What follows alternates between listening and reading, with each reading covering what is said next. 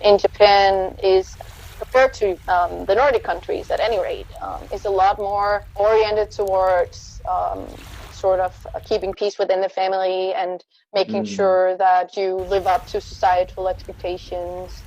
So it's a much bigger deal. Whereas in Denmark, it's much more of a focus of just the individual happiness.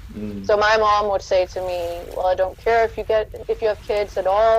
Don't care if you Mm. get a husband. As long as you are happy, that is what matters." She told me that from when I was Oh.